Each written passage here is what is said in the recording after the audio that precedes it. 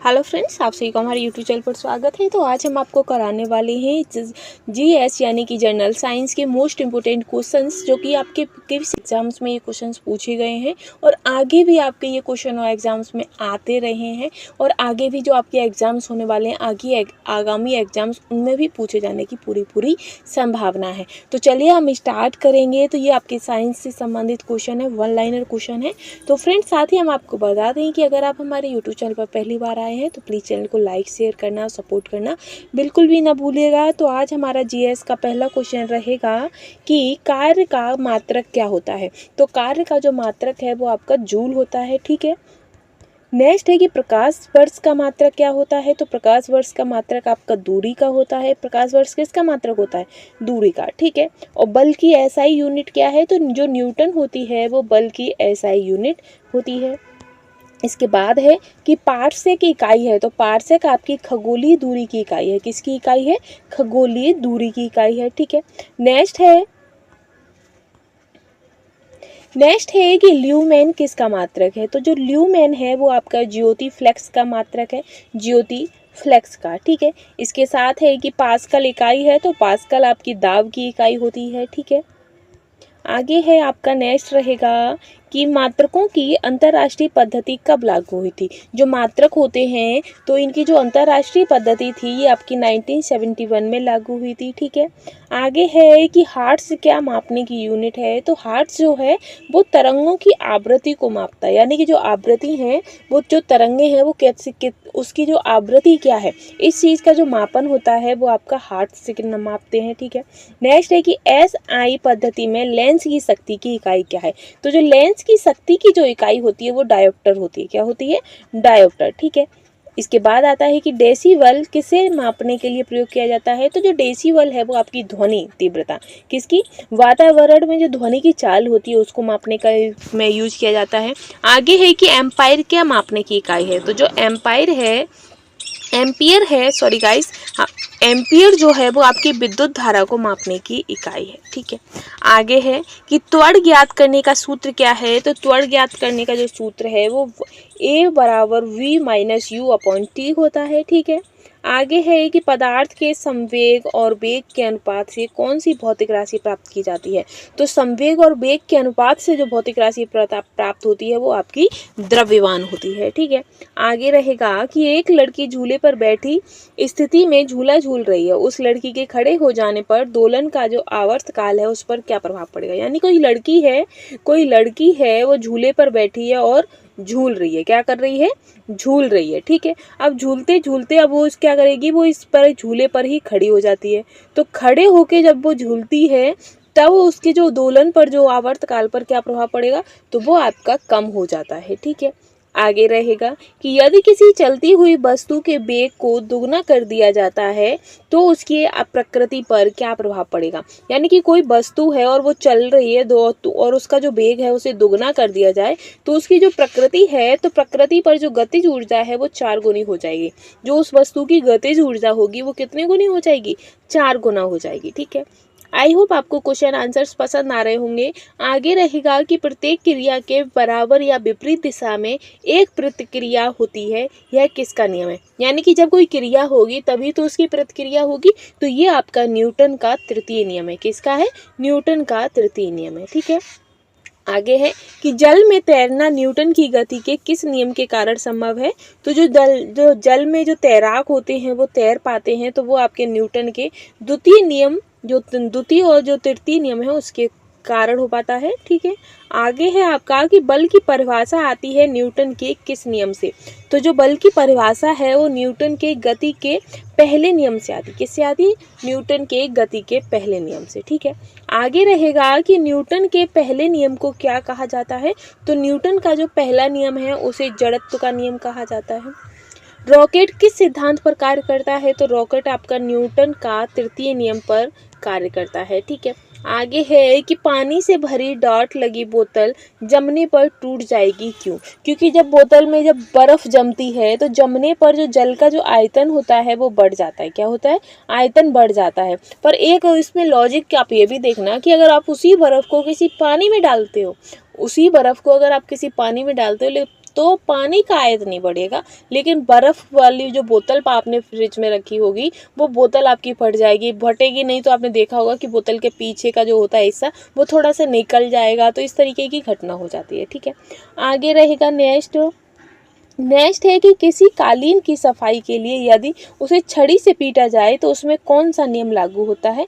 जब किसी कालीन को, जैसे आपने देखा होगा कि घरों में जो बिस्तर वगैरह होते हैं, गद्दे होते हैं, और या ज़मीन पे जो पैरदान या फर्श जो होता है वो बिछा होता है, उसे अगर हम झाड़ते हैं तब उसे अलग करते हैं। सुबह झाड़ू लगाएं तो उसको पहले झाड़ते हैं फिर अलग रख देते हैं, तो वो कौन सा नियम होता है। एक तरीके से देखें तो हम डेली साइंस का कोई ना कोई नियम फॉलो करते हैं, तो उसमें आपका न्यूटन के गति के पहले नियम होता है, पहला नियम लागू होता है, क्योंकि जब हम उसे ऐसे झाड़ते हैं, पटकते हैं तो उससे धूल निकलती है। ठीक है, आगे रहेगा नेक्स्ट कि किस तापमान पर जल का घनत्व अधिकतम होता है। तो 4 डिग्री सेल्सियस जो है उस पर जो तापमान पर जल का जो घनत्व होता है वो अधिकतम होता है। ठीक है, आगे है कि बादल किस कारण से वायुमंडल में तैरते हैं। तो जो बादल होते हैं, आपने देखा होगा कि हम लोग जब छोटे थे तो कहते थे कि बादल चल रहा है, हमारे साथ साथ ही बादल चल रहे हैं, पर लेकिन वो चलते नहीं हैं। वो किस कारण इधर से उधर बादल जाते हैं, तो वो अल्प घनत्व के कारण जाते हैं। ठीक है, आगे है कि सावन के बुलबुले के अंदर का दाब होता है। तो सावन का जो बुलबुला होता है उसमें जो दाब होता है वो आपका वायुमंडलीय दाब से अधिक होता है। ठीक है,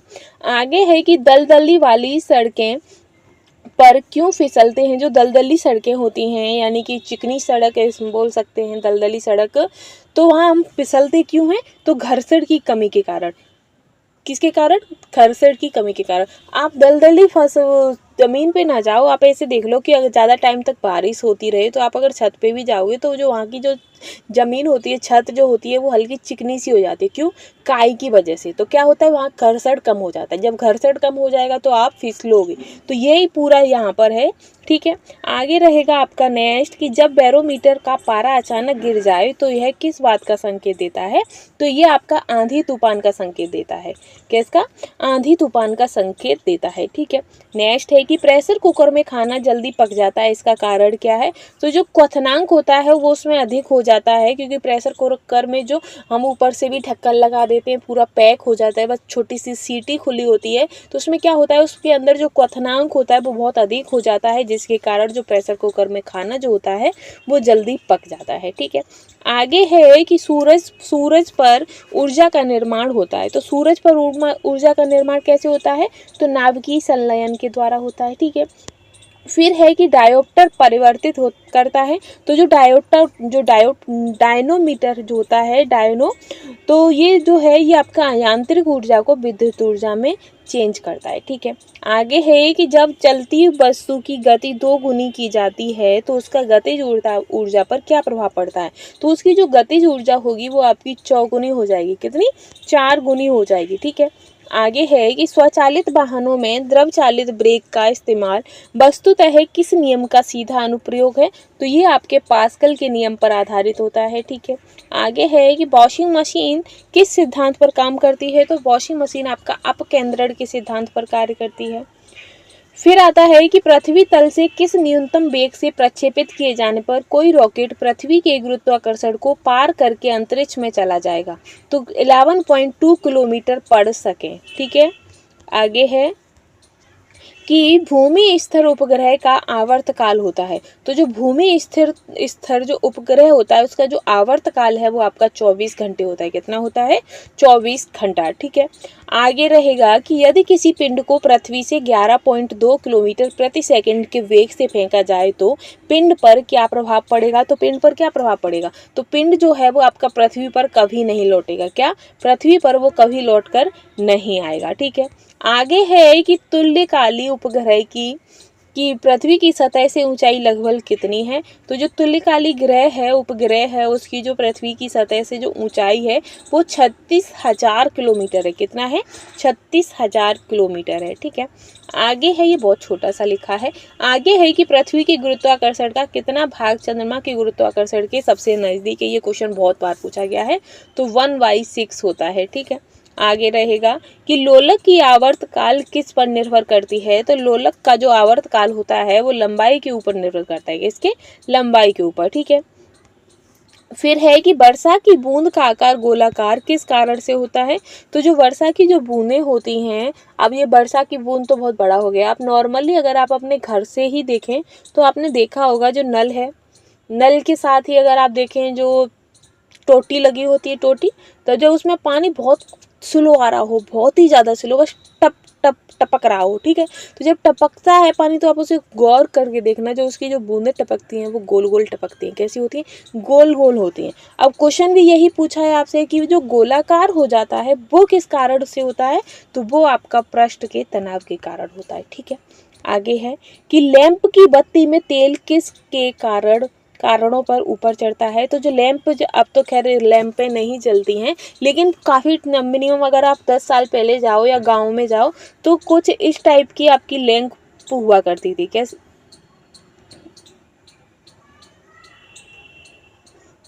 कुछ इस टाइप की लैंप हुआ करती थी और ये बत्ती ले उसमें होती थी और यहाँ ये आपकी हो जाती थी, ठीक है। और कुछ समय में तो यहाँ पर ही आपकी बत्ती होती थी। कहाँ पर? ये आपकी लैंप हो गई, छोटा सा ऊपर खुला हुआ है और यहाँ बत्ती होती थी, हैं, ये होती थी। और कुछ तो ऐसी सीधी सीधी होती थी, ऐसी कटोरी की टाइप की, और बीच में आपकी लैंप होती थी ये। तो अब क्वेश्चन ये है कि इसमें ये जो बत्ती है, ये जो बत्ती जल रही है, अब तेल तो नीचे है, तो ये बत्ती जो ऐसी सीधी आई होगी तो ये तेल जो है वो ऊपर कैसे पहुंचता है। तो ये आपका कैसिकत्व क्रिया के कारण, कैसे? कैसिकत्व जो क्रिया होती है उसके कारण जो लैंप होता है, लैंप की बाती तक जो तेल होता है वो कैसिकत्व की क्रिया के कारण तेल वहां तक पहुंचता है, ठीक है। आगे है, आई होप आपको समझ आ गया होगा, मैंने समझाने की कोशिश की है बहुत ही सरल भाषा में। अगर आपको समझ आया तो प्लीज़ चैनल को, हमें पता है आपको क्या करना है, ठीक है। आगे है कि महान वैज्ञानिक आर्किमिडीज किस देश से संबंधित है। जो महान वैज्ञानिक हैं आर्किमिडीज, वो किस देश से संबंधित है। तो वो आपके ग्रीस या यूनान से संबंधित है। किससे? ग्रीस या यूनान से, ठीक है। आगे है कि तुल्यकाली उपग्रह घूमता है पृथ्वी के इर्द गिर्द किस दिशा में। तो ये जो आपका तुल्यकाली उपग्रह है ये पृथ्वी के पश्चिम से पूर्व दिशा में घूमते हैं, ठीक है। नेक्स्ट है कि गुरुत्वाकर्षण के सार्वभौमिक नियम का प्रतिपादन किसने किया है। तो गुरुत्वाकर्षण के जो सार्वभौमिक नियम का जो प्रतिपादन है वो न्यूटन ने किया है, ठीक है। आगे चलेंगे तो आगे है कि ऊर्जा संरक्षण से हम क्या समझते हैं। तो ऊर्जा संरक्षण से हम समझते हैं कि ऊर्जा ना तो सृजन हो सकती है और ना ही उसका विनाश, यानी कि ऊर्जा को ना तो हम बना सकते हैं ना ही उसका विनाश कर सकते हैं, ठीक है। आगे है कि पृथ्वी का पलायन वेग कितना है। तो पृथ्वी का जो पलायन वेग है वो आपका 11.2 किलोमीटर प्रति सेकंड है। फिर है कि पास्कल किसकी इकाई है। तो पास्कल दाब की है। क्यूसेक, तो क्यूसेक आपकी जल के बहाव की है।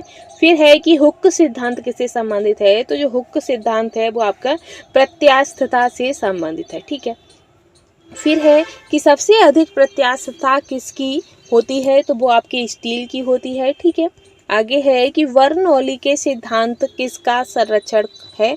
तो जो बर्नौली के सिद्धांत किसका संरक्षण है। तो ये आपके ऊर्जा का संरक्षण है, ठीक है। फिर आता है कि किसने न्यूटन से पहले ही बता दिया था कि सभी वस्तुएं पृथ्वी की ओर आकर्षित होती हैं। तो वो आपके ब्रह्मगुप्त ने बता दिया था कि जो जितनी भी वस्तुएं हैं वो पृथ्वी की ओर आकर्षित होती हैं, ठीक है।